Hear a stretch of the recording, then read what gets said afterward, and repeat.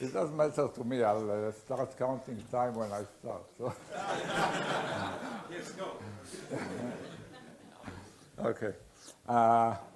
Okay, I'm really glad to be here, and thanks for inviting me. And you notice that I am representing some famous institution here that I recommend to all of you.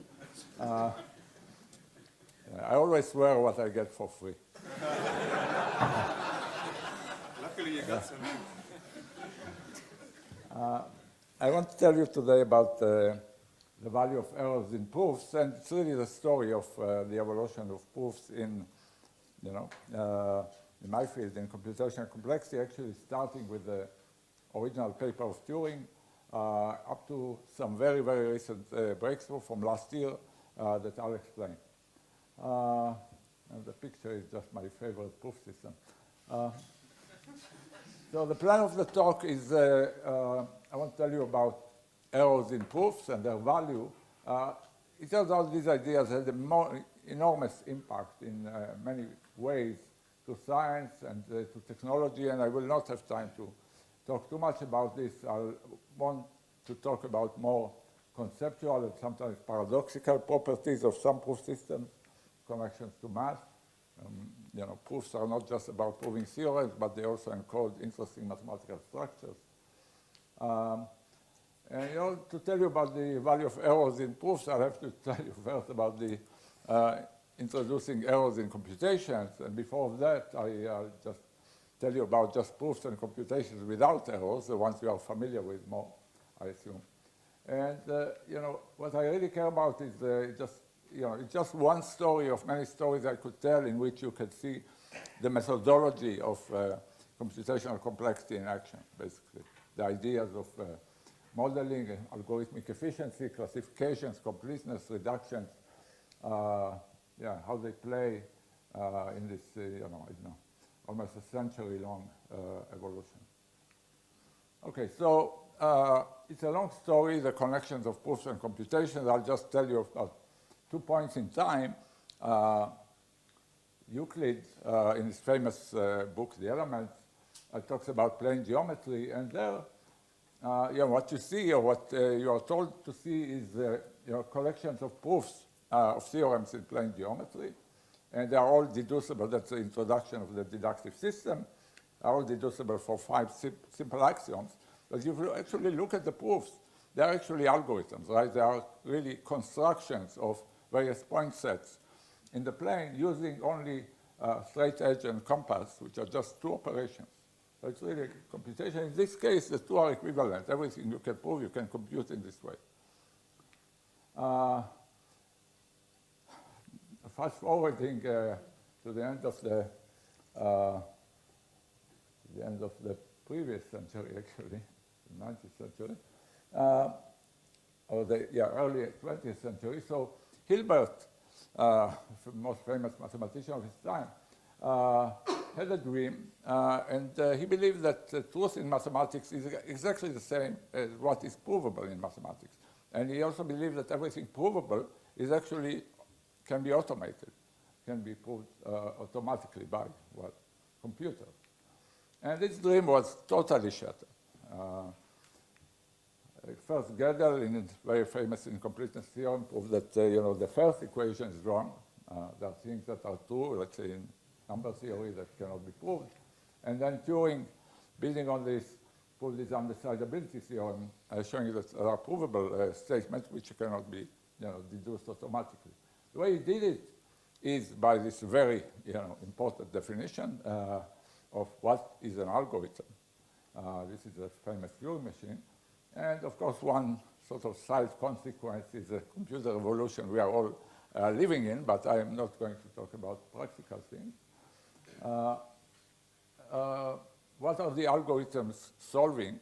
What they are solving is, basically decision problems. We have some set of objects, some big universe, and we want to know whether a particular object is in the set or not. These are decision problems. I'll talk only about decision problems here. So for such sets, you may be interested in computing whether an element is there or trying to verify a proof that an element is in the set. And so he defines these 2 families, set R of recursive functions, or recursive sets. These are sets that are computable, recognizable by finite algorithms. And RE, recursively enumerable sets, those sets which are provable to finite algorithms, those that can be verified by finite algorithms. And his famous result in the same paper is that these two sets are different. There are things you can prove that cannot be computed by finite algorithms. It's a famous halting problem, is one example. Today we are, in complexity theory, we are interested in the analogs of these sets when you don't just talk about finite algorithms, but you talk about efficient algorithms. And you are trying to, again, understand the relation of proofs and computations in this setting. I say efficient, I mean polynomial time for this talk. Of course, other notions were studied. And in this case, the big open question in the field now for 50 years is whether you have a similar result. This question is really about proofs versus computation in the efficient world. I want to start now just with giving for intuition's sake. I'm sure everybody here has some intuitions or formal knowledge about proofs and arguments and proof systems, what it means to verify and so on. But as we are going to change these notions during the talk, I want to just start with some examples of the classic setting. What is a convincing argument of anything? That claims will be always of this type, that some element is in some set, and we have two players in these games. One is a verifier. This is Arthur Merlin games is something that came up in Latsi Baba's definition of directed proofs. Anyway, this is King Arthur. He wants to verify this claim. He's eager to know the answer, but is limited, is too weak to actually compute the answer to it himself. And he gets help from this infinitely powerful prover who can do anything, but Arthur doesn't trust him. So the way it follows is that the prover sends the verifier an argument, and then the argument can use it to verify the claim.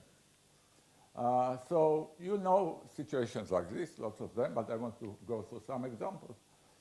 Here's a type of claim. It's a set. Here's a set of all composite numbers. So a particular claim can be this number. This integer is composite. What would be an argument that it is? Well, one simple one is just two other numbers.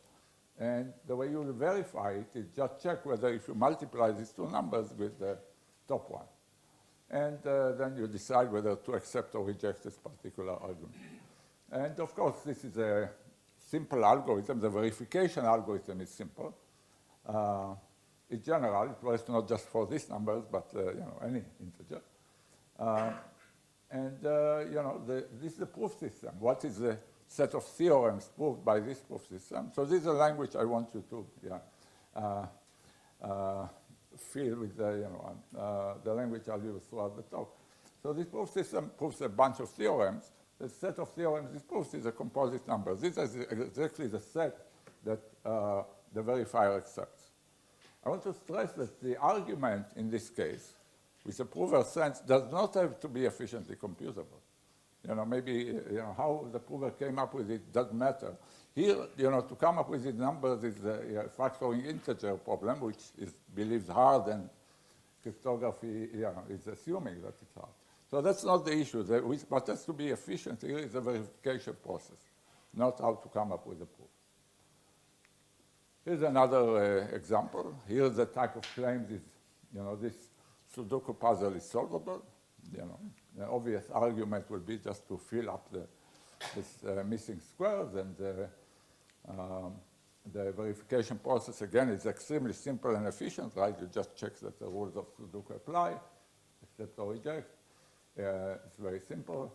And the set of theorems proved in this proof system is just a set of all solvable Sudoku puzzles. You can make up ones that are not solvable. In the newspaper, they're always solvable. And it's general, right? I mean, you don't have to restrict yourself. There are infinitely many inputs. You can look at larger and larger and larger. Yeah, so again, it's an infinite set. Of course, there are other proof systems that maybe you are more familiar with. It's like the Euclid's deductive system. You have also the piano arithmetic and numerous others that are deductive. Here the objects you argue about are, first all the formulas over the integers. You have a bunch of axioms. You have a bunch of deduction rules. And then an argument looks for some claim C, which is a formula, is a sequence of other formulas. And the verification process, again, is a very efficient process. You just check each one of these AI, whether it's either an axiom or follows from previous ones using a deduction rule. So again, it's a very simple and efficient process. And so this has a bunch of theorems you are familiar with, like there are infinitely many primes or many other things in number theory. Okay, so these are examples, and of course, logic and mathematics in general are full of proof systems of various types. And I want to tell you the complexity theory take on them. It just asks, what are all proof systems? So what are the essential in what we saw in all these examples? Well, there are two requirements: completeness, which means just true claims have proofs. There is soundness, complementary one, that false claims don't have proofs. And third, that it's easy to distinguish in the two cases. So this efficient verification process that can tell them apart, decide correctly which to accept and which to reject. And efficient, again, something that runs polynomial time in the length of the claim. So this, we are trying to summarize it all. So let me make a more formal definition of proof systems, because later we'll introduce error in it. Again, a proof system is identified with an algorithm. Okay, this verification algorithm. This algorithm takes two inputs, a claim and an argument. And there are two cases. One, if the claim is true, what you want is there will be some argument which convinces the verifier to accept. And this is, of course, the happy case. Then we call the claim a theorem. We call the argument a proof. And there is soundness, which the claim is false. Then no matter what argument you feed the verifier, it will reject. Okay? And for every such proof system, for every verifier comes a set of theorems that are provable in the system. And if you look at the collection of all efficient verifiers, all the proof systems they define, then you get the class NP. That's one nice definition of the class NP. You may know others, but simply the family of sets of theorems proved in proof systems for every efficient verifier. So we saw examples of such sets. And the class P is just a subclass of NP where the verifier doesn't need an argument. It can do the computation by himself or by herself. Okay, so that the P versus NP problem already sits in this framework of proofless computation. So this was classical, and now I want to talk about errors in proofs, and first about computation. So in order for this, let me give you just a 1-minute crash course on probabilistic algorithms. So, nature seems to provide us with randomness, so why not use it? In fact, why not use it in algorithms? Let algorithms make random choices. So to contrast the probabilistic algorithm, first let's define the deterministic one. Deterministic, it has no choice. If an algorithm A computes a function f, then it means that for every input, it always gives the correct output. What the algorithm says is a function value. A probabilistic algorithm, the value of the output of a probabilistic algorithm is a random variable because it uses randomness. So what we demand, a good probabilistic algorithm is one such as for every input, if you look at the coin tosses, then according to them with a very high probability it computes the function value, not always. So we introduce error. Sometimes it gives a mistaken answer. Okay, so introduce error. You might wonder why I say 2/3 is a high probability. Maybe it's not. I mean, having 1/3 of error, it doesn't seem too good. But the good thing about probabilistic algorithms is that you can amplify errors. You can reduce it arbitrarily just by repetition, right? You have error 1/3 in some algorithm. you can run it k times and take a majority vote, and then you reduce the error to exponential in k. So you can efficiently reduce errors. That's why we don't really care what value you put there. What's the value of allowing errors in algorithms? It's sort of obvious. I mean, we seem to be able to solve many more problems using it than without it. I should stress we seem to, and those who were in my talk on Tuesday know what I mean by that, but I'm not going there right now. What's the rationale for using errors? Well, you know, it's like we tolerate errors in life, why not? Okay, so this is the background for introducing errors in algorithms, and now we are going to introduce them in proofs. And it's really easy to do, right? Because we define proof systems with algorithms. So let me run through this.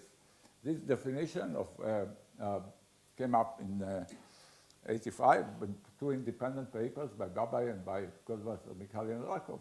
Says the following. Here's the definition I showed you for a proof system. And let's just add randomness to this verifier. So we make it a probabilistic algorithm, right? A verification algorithm. And then what we want is that instead of always, we'll have here with high probability and here with high probability. So we allow errors in proofs. And somehow, psychologically, I would say, especially to mathematicians, and I'm talking from experience, yeah, this is psychologically very different than having errors in algorithms. This is sort of almost sacrilegious. Proof is supposed to be something perfect, holy. It's what differentiates math from all sciences, blah, blah, and so on. So you don't do that. But we do that. Anyway, so you'll see why and what's the value of it. Like before, we can look at the sets of theorems proved by any such probabilistic verifier, and we call the result IP for interactive proofs, the analog of NP for probabilistic proofs. But I didn't tell you the whole definition. This new proof system verifier is probabilistic, but it's also interactive. So let me explain in what sense. So in NP, we talked about, okay, it was deterministic and always correct, but the interaction between the prover and the verifier was one way. The prover sent a message or wrote a paper, and then the verifier or the referee verified. In the interactive proof model, we do have this probabilistic and errors, but there is another difference where it allows the prover and verifier to communicate in several rounds. So here it's one argument, but here it's a whole conversation, right? So you allow the verifier to ask questions of the prover, random questions. The prover answers, then they interact, so on, and at the end the verifier decides whether to accept or reject. So that's an added difference, and it's a very important difference. And one thing you can ask yourself, is it a reasonable model for proofs? So the errors are one thing, but whether interaction is reasonable. And I would argue that it should be not just reasonable, but normal for most of you. And when you study in classes, you interact with teachers, you ask questions, and so on. It's reasonable to have interaction.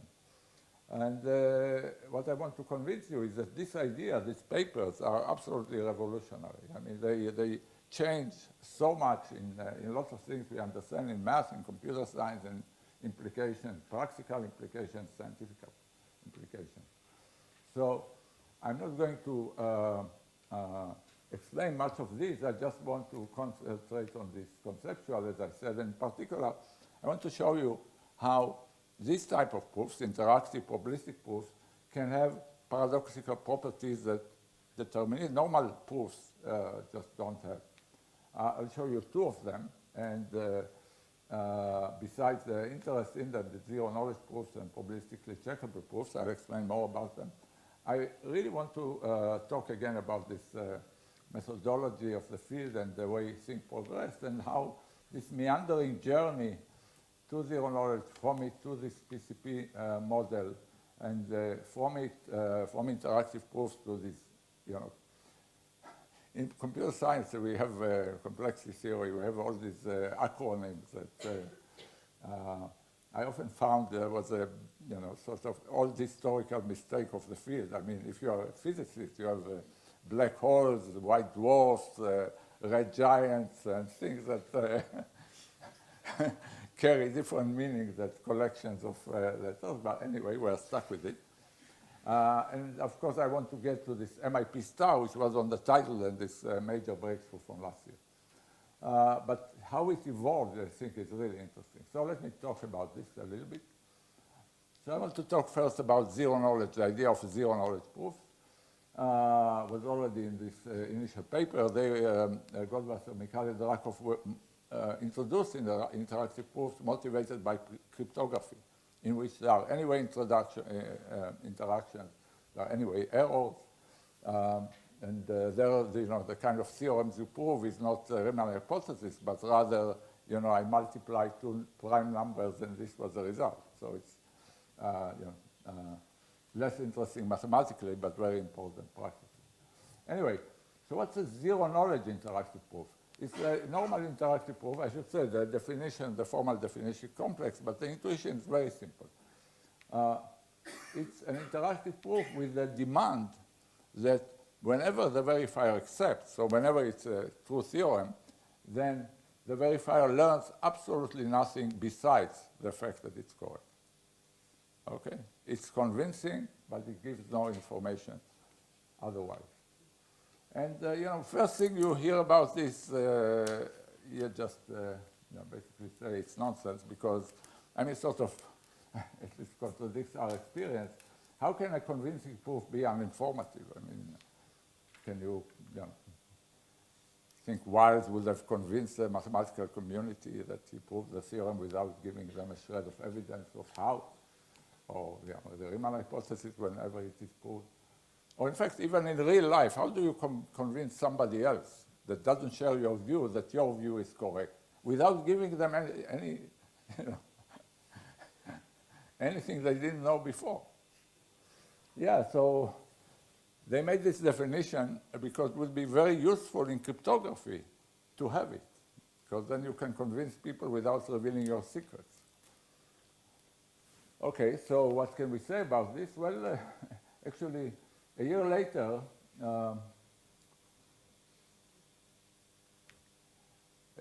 we proved that not only is it possible, it's universal. Every proof you have, normal proof, can be converted to one which is zero knowledge, which gives no information. In order for this, you have to assume the usual assumption of cryptography that one-way functions exist or whatever, that factoring is difficult. So then thing all of you use every day when you shop online. And if you have this, then every proof can be turned into a zero-knowledge proof. And this has lots of applications. I will not talk about theoretical applications, practical applications, generalizations into other like physical situations, some really cool. I just want to talk about how this somehow led to more proof systems, in particular this notion of MIP. So let me explain this. Here's the result again. So I mentioned that the proof that everything you have a proof for, NP, has a zero knowledge proof, rested on this cryptographic assumption. And you wonder, we definitely wondered whether, this assumption is needed. Maybe you can prove the theorem without an assumption. And as you often find in life, the answer, is cryptography necessary? The answer is yes and no. So it's yes in the fact, Rafi Ostrovsky and I proved a couple of years later that, this assumption is essential. If you have zero knowledge proofs for any non-trivial, anything that's not, does not have a known efficient algorithm, then it implies one-way function. So it's essential. And nevertheless, the answer is also no. So how can it be no also? Of course, you change the model. So we introduced, a couple of years later, with Benoit, Goldwasser, and Kilian, we introduced a different type of interactive proof systems. What's the difference? Now you allow two provers, not one, or many provers in general. That MIP is for many provers. How does it work? It works in exactly the same way. You have a verifier. Now you have more than one prover. They are isolated. They cannot communicate with each other. They may have planned in advance what they'll do, but once the claim is given to them, but then the verifier starts asking the questions, maybe random questions, and they cannot communicate during this process. So it talks to the first, talks to the second, then decides whether to accept and reject. And like before, it should do it correctly with high probability, depending on whether the claim is true or not. There's the same definition with two provers. And what we showed that in this setting, you can achieve zero knowledge without any assumptions, right? So unlike the previous setting. So here you can get, so this model, many prover proof systems, was introduced in order to remove an assumption from this needed in the previous model. And somehow what happens is this physical separation of provers is replacing the, replaces the computational assumption. And sadly, this was the time, being satisfied with this model and this result, I left this area just where everything started to happen. Amazing thing happened. You can ask, by the way, whether this model is reasonable. And, there's a long story, but I'll tell you just in brief. The institutions of, that we were at the time decided to patent it. I'm not saying it was successful, but okay.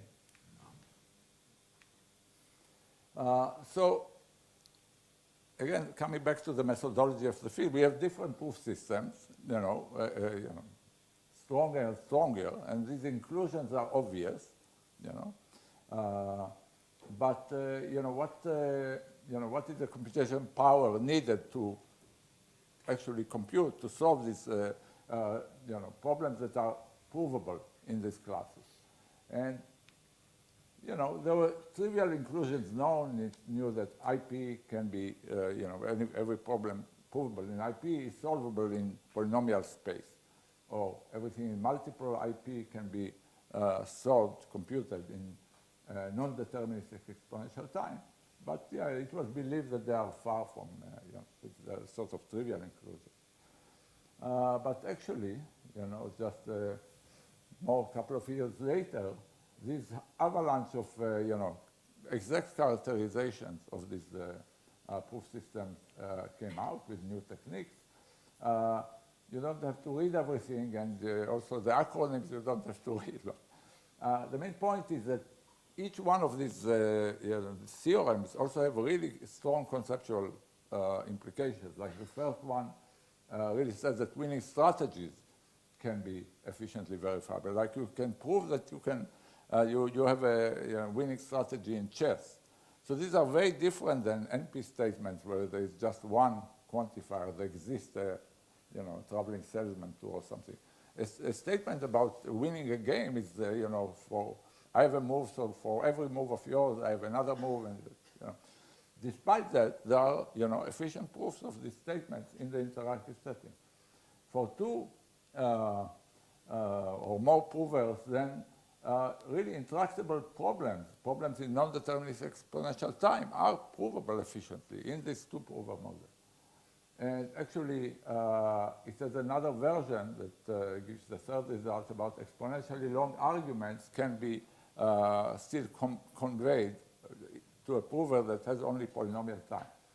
And that refining this result gave the last one, and I want to talk about it for a few minutes, this amazing characterization of NP via probabilistic proofs. And I just want to comment that in these results there is no cryptography. They are all theorems. So, well, maybe I should ask any questions. Okay. So what are PCPs before we get to the quantum part? So So first of all, these are proof systems that are not interactive. They're just like NP. They're just one argument sent. And here's how you should think about it. So again, it's, prover sends an argument to the verifier. The verifier is probabilistic, so it can toss coins. And we put a restriction on the verifier. Now, it's not a zero-knowledge restriction. It's maybe a different severe restriction. The verifier should read only, let's say, 20, some constant number of bits from the argument, no matter how long it is, right? And despite that, it should accept and reject correctly with high probability. And this seems, again, sort of ridiculous, right? How do you find a bug in a long paper? Like you can imagine that after Wiles was done with Fermat, he's probably working on the Riemann hypothesis, and then he will produce a mountain of books with this. How do you find if it's correct or not?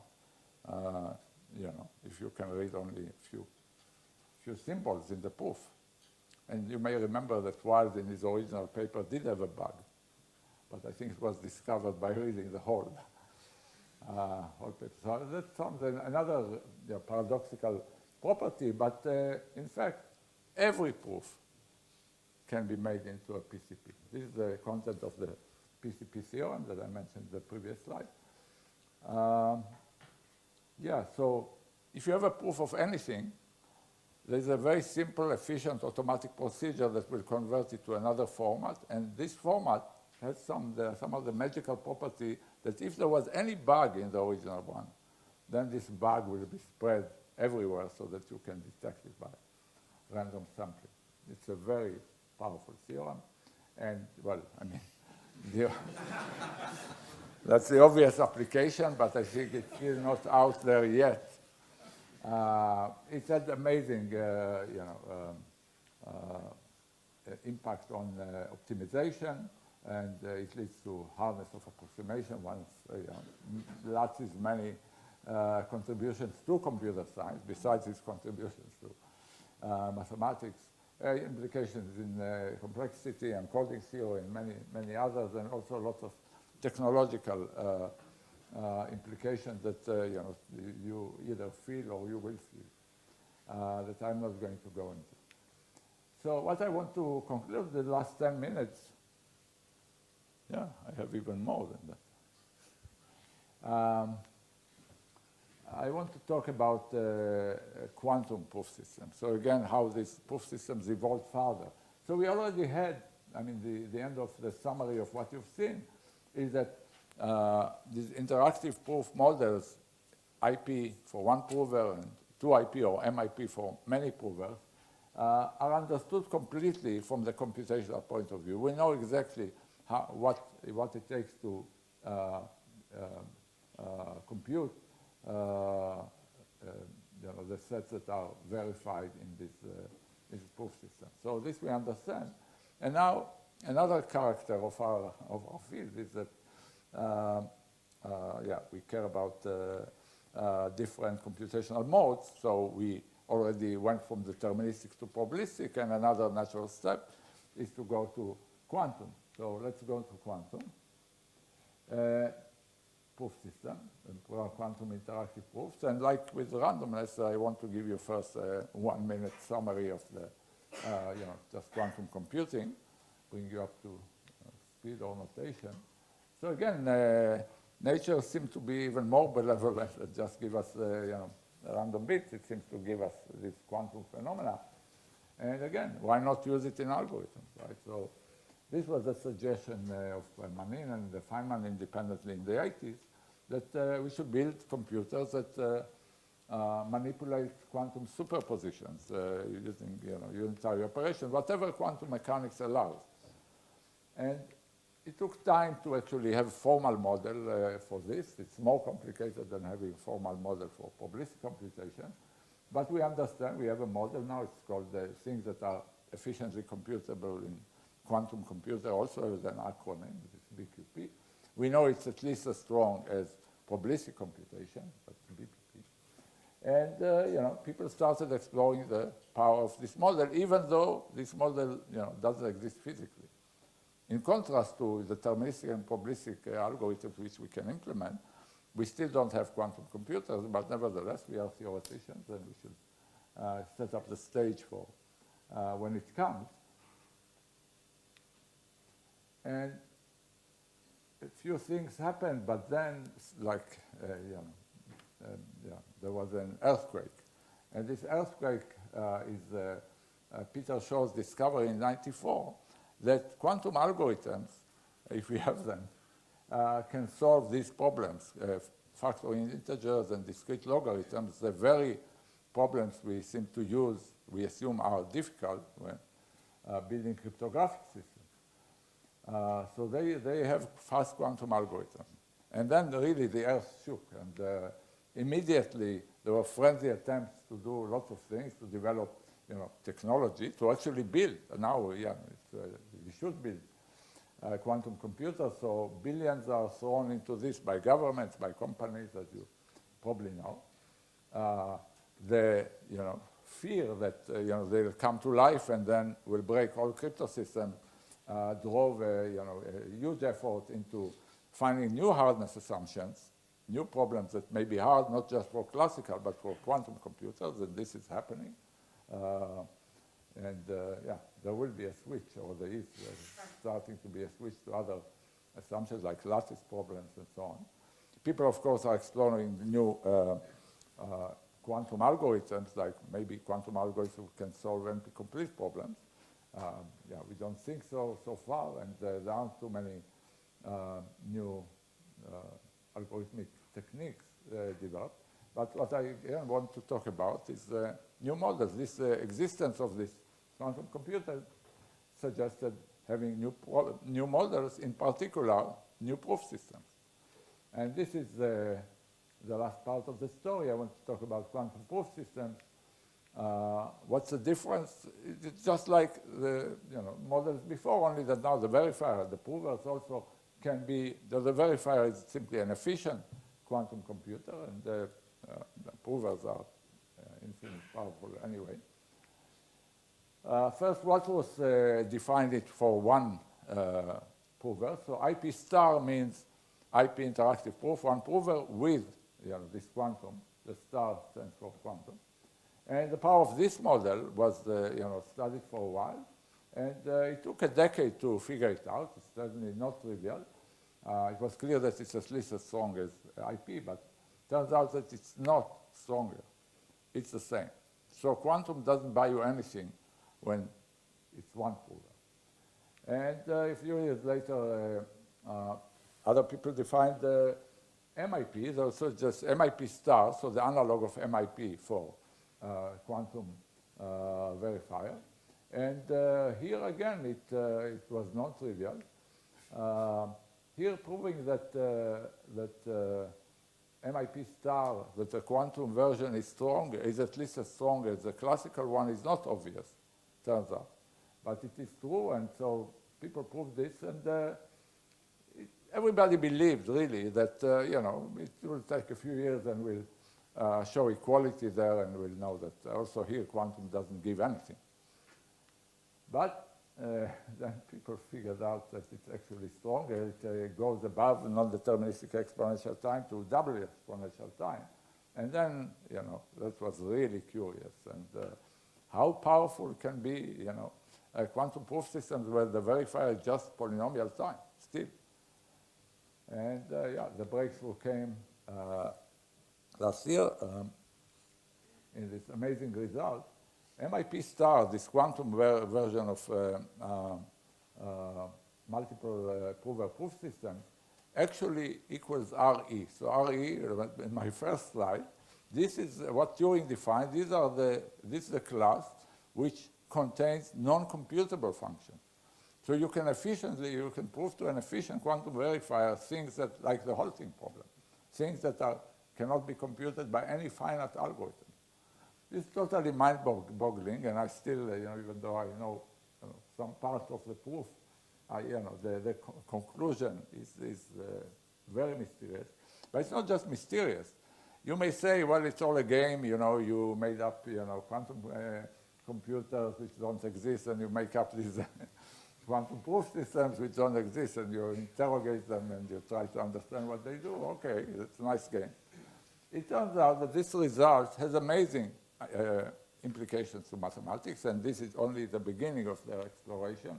But already in the initial paper, they showed that it provides counterexamples to major mathematical theorems, to Thilson problem in quantum information theory, to the Kahn's embedding conjecture, a basic problem in von Neumann algebras, Kirchberg conjecture, problem in group theory. So somehow this result about what these weird quantum proof systems can do, and unraveling their amazing power directly, I mean, in most cases directly, implies this. The jump is not big to disproving these conjectures, and there are more that are not listed here. These were already in the original paper.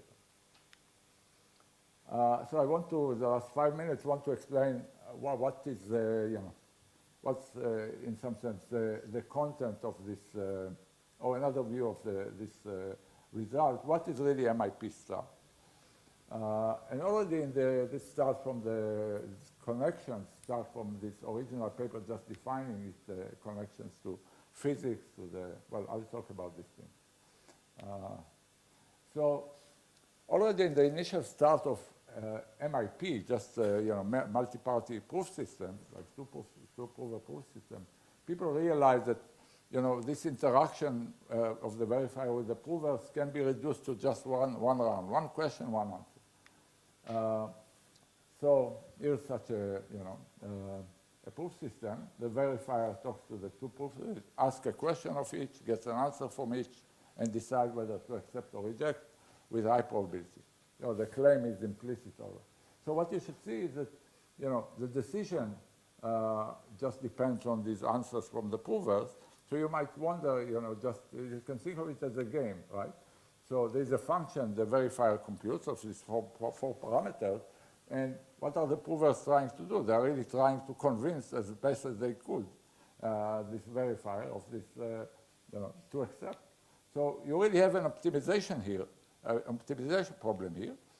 There's a value of this game. I mean, you can define a value of this game just as a maximum probability over all strategies they have to convince the verifier to accept, right? So, and this number is what distinguishes the true claims from false claims. For every claim, you have this value. And that's really what you are asking. What is the value of this game for any given function of the verifier? That's the classical one. It turns out that this value doesn't change if the two provers, they don't communicate, but they have available in the sky some arbitrarily long random sequence. So that was known. And, the quantum version is very similar, only that now you give these two provers who cannot communicate access to some, entangled state, to some quantum state. Okay. So I'm not explaining this. Some of you know what it means. Some of you don't. It's just some vector in a Hilbert state. And now, of course, the verifier is quantum.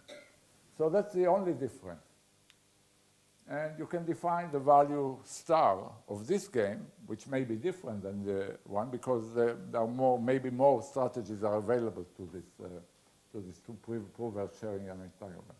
So there's two numbers, and in computer science, what we really care about is how to approximate efficiently. If we want to understand the computational complexity of these problems, how to approximate, how well can we approximate this value or value star? And because of the outcomes of this study here, we saw this characterization, and this is a breakthrough I talked about. So that's a computer science angle. But it turns out that this, if you look at these pictures, you realize that they were played by physicists a century ago, roughly at the same time that Turing was writing his paper.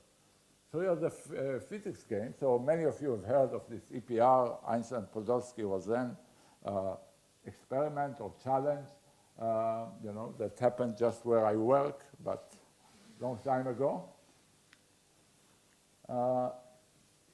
they didn't have these pictures, of course, but they had this picture, which if you squint at it, you'll see the same thing. I mean, you'll see these two provers, these detectors, and this central computing element, and this is a famous two-photon experiment that EPR suggested to test whether quantum mechanics is valid. So they called the bottom part the quantum non-local game, and Einstein said this cannot happen. This spooky action at distance happening faster than the speed of light. That was his challenge. And they say it cannot be explained, in a normal model, right, where you don't have entanglement. If it happens, it has to be explained maybe by some classical model with some hidden random variables.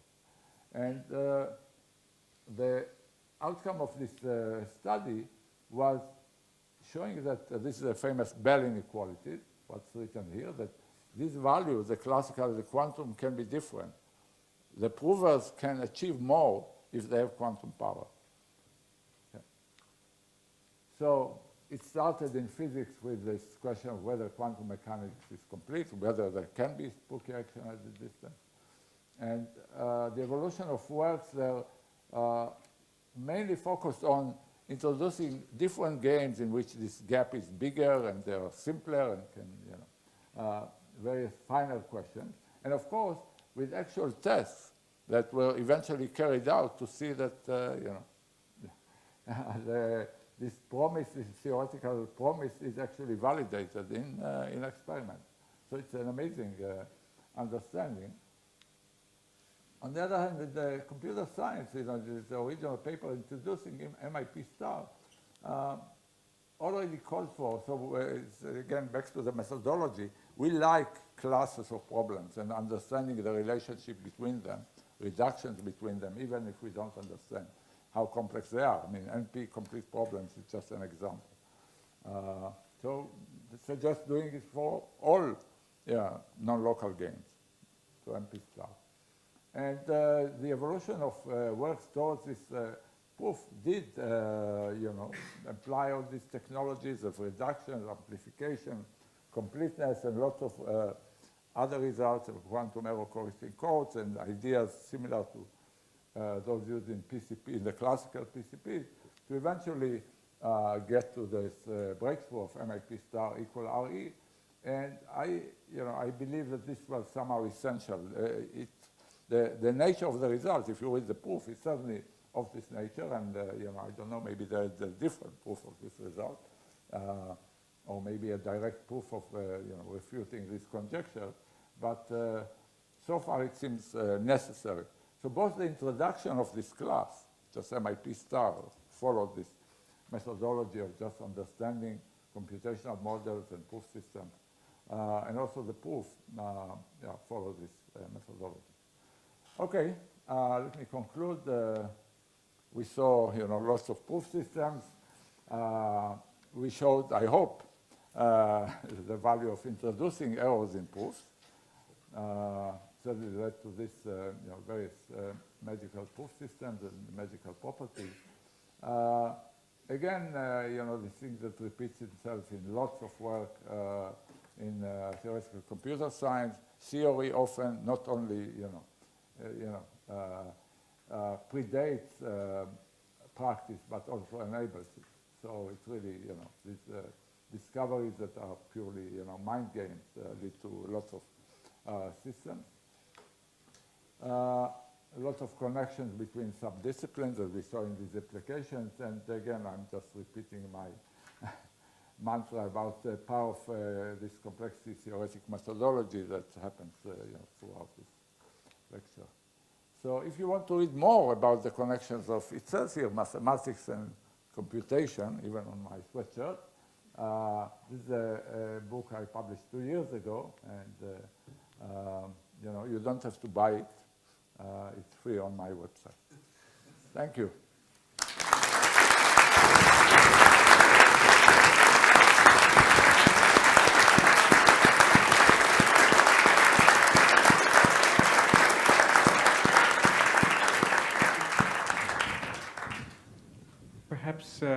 have some questions for Avi, all the way in the back. Yeah.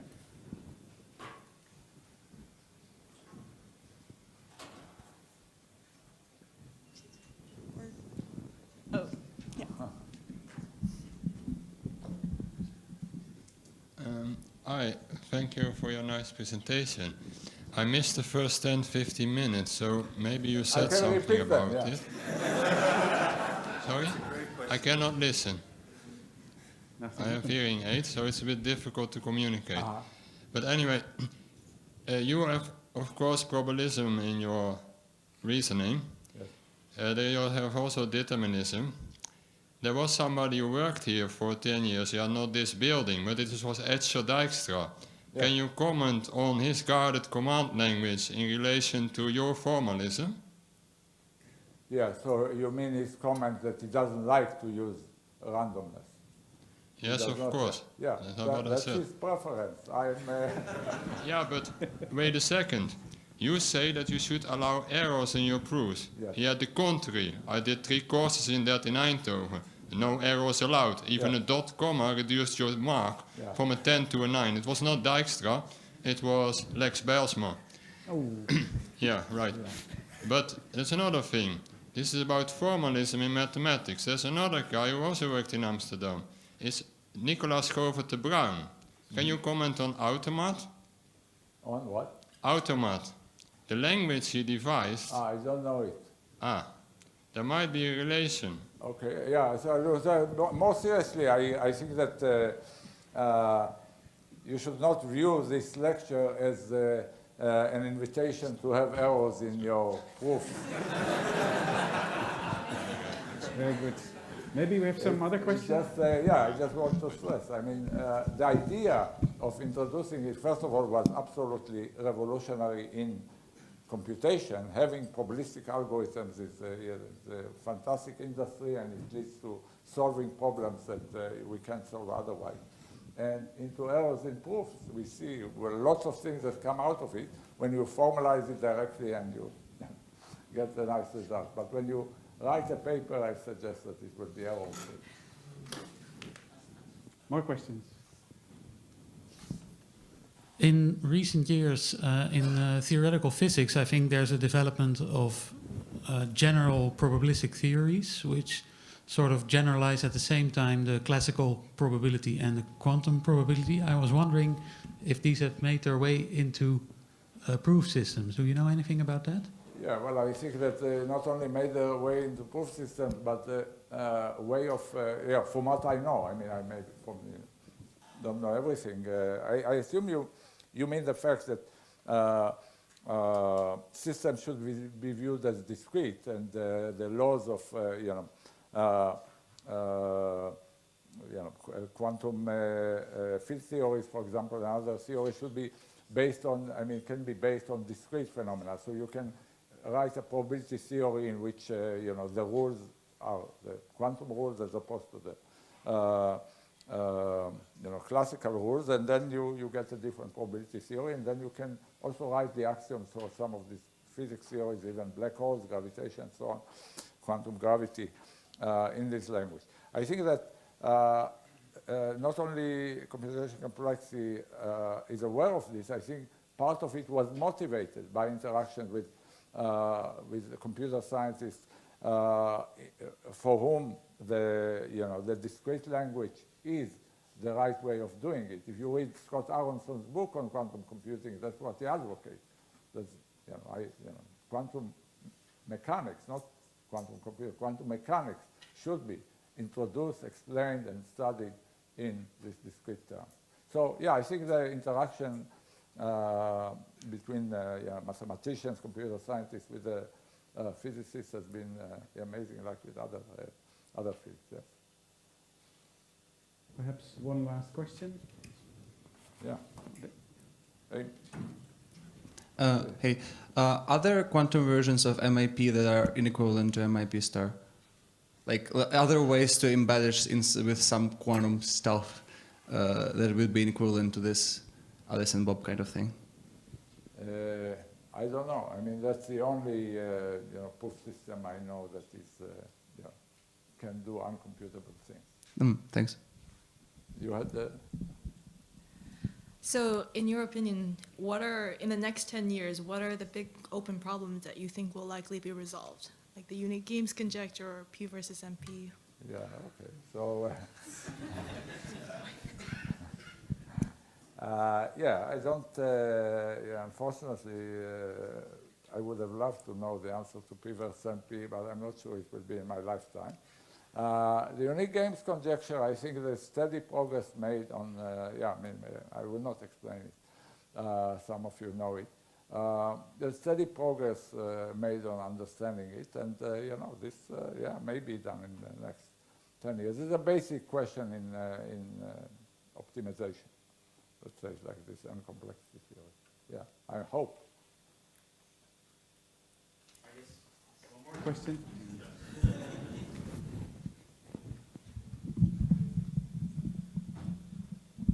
Actually, I read you some like other comments about P versus MP. You said like somehow we could use machine learning algorithms to prove certain like if P equals MP in somehow, like you know, some certain like MP hard problems can be verified in like a polynomial time.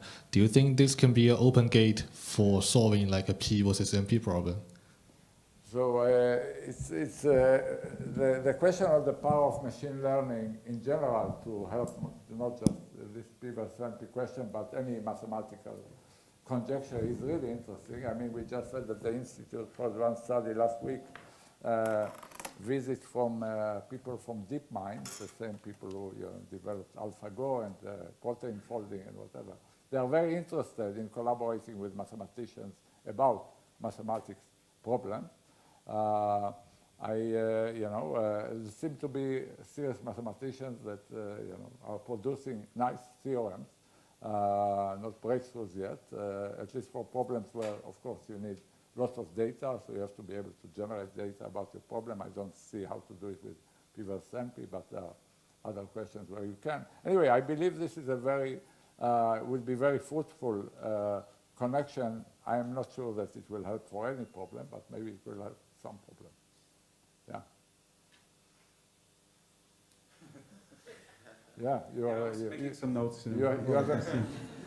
So I guess that concludes this part of the course. Thank you very much, Avi, for a wonderful talk.